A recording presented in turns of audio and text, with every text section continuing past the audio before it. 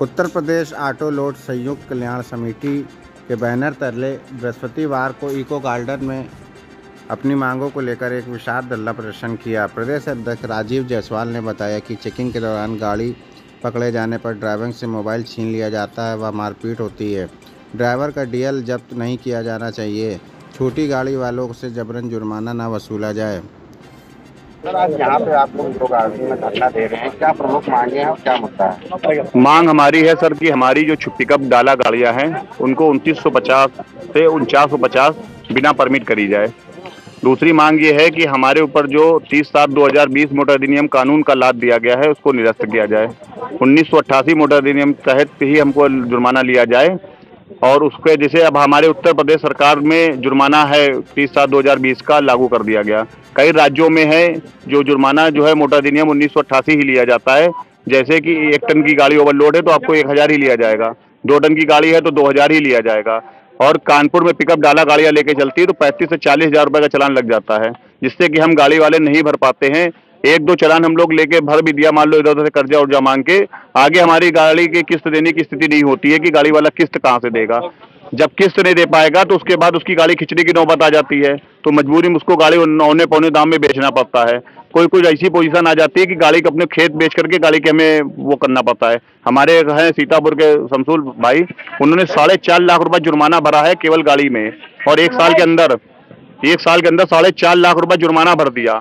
जुर्माना हमारे ऊपर ऐसा लगता है कि अगर हम गाड़ी लेके कानपुर से फैजाबाद जा रहे हैं तो कानपुर से फैजाबाद जैसे चरस लेके चल रहे हो, चरस की पोजीशन में हमारी गाड़ी चलती है कि कहीं आरटीओ साहब तो नहीं लगे, छुप के चलते हैं, ड्राइवर देख के चलता है कि भैया आरटीओ साहब पकड़ ना ले, 35-40 हज़ार हमारे लग जाए। अभी तो एक पोजीशन ये हो गई थी कि बाराबंकी में गाड़ी बंद हो गई थी, उसकी माँ मर गई और उसने कहा कि भैया हमारी माँ मर गई, हमें जाने दो। तो कह रहे पहले जुर्माना जमा होगा, तुम अपनी जाके माँ का अंतिम संस्कार करो, उसके बाद आगे पैसे भरना।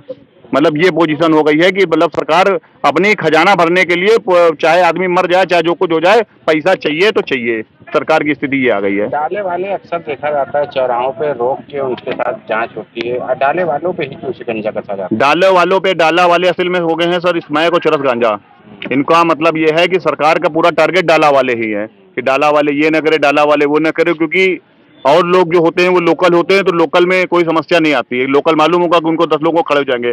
डाला वाले से कानपुर से फैजाबाद जा रहे हैं, फैजाबाद से लखनऊ जा रहा है या दिल्ली जा रहा, तो डाला वाले से वसूली करेंगे, वो चिल्लाएगा नहीं। क्योंकि टक्का मार वाहन लखनऊ में काफी तादाद में चल रहे हैं, जिनकी वजह से जाम लगता है, कई शहरों में चल रहे हैं, उन पर कोई कार्रवाई नहीं होती। डाले वाले ही क्यों टारगेट किए? डाले वाले हमने आपको बताया कि डाला वाले चरस महक हो गए हैं। पुलिस के खजाने भरने का एक वो हो गया साधन। पुलिस को अगर पैसा वसूली चाहिए तो सीधे डाले वाले को पकड़ लो, वो पैसा आपको देगा। जबकि डाले वालों के पास सारे कागज कंप्लीट रहते हैं, सब कुछ कंप्लीट, नंबर भी उनका ठीक रहता है, परमिट वाला, उसके बावजूद भी ये सब चीजें। तो पुलिस को सरकार से हमारी मांग ये है कि डाला वालों को राहत दिया जाए और 2950 से 4950 GBW किया जाए। और उसके बाद हमारी गाड़ियों में भी, हम लखनऊ में हमने लगाया है डीसीपी साहब को एक लेटर में, हमारी एक गाड़ी का खुद का जो है बनी में बिना फोटो खींच के 10,000 का चालान हो गया है। मतलब फोटो खींचा गया, उसमें कोई परमिट का उल्लंघन किया, जबकि हमारी लोडर गाड़ी परमिट आती ही नहीं है, और उसके बाद परमिट पर 10,000 का चालान हो गया है। तो क्या आश्वासन मिला आपको? आश्वासन हमें मिल कहाँ रहा है? हम तो ज्ञापन दे रहे हैं, ज्ञापन सरकारी काम सरकारी तरीके चलता है। अभी आप कोई पे आरटीओ को ठोक दो तो तुरंत आपके ऊपर मुकदमा हो जाएगा, मगर अगर आरटीओ कुछ कर दे ड्राइवर के ऊपर तो उस पर कुछ नहीं होता है। तो आप लोग इतनी संख्या में यहाँ पे आए हैं, तो आपकी किसी उच्च अधिकारी से बात हुई? हमारे मंडल में करीब हम 1 साल से 6 आरटीओ से मिल चुके हैं। बस आश्वासन मिलता है कि हम बात करेंगे, मीटिंग करेंगे, बताएंगे, आपको बता देंगे, मगर आज तक कोई आश्वासन नहीं मिला है।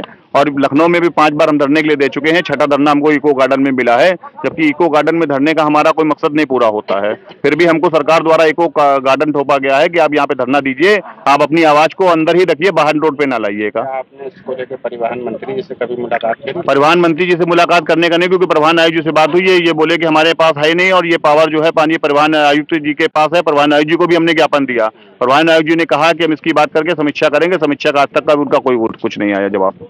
ठीक है।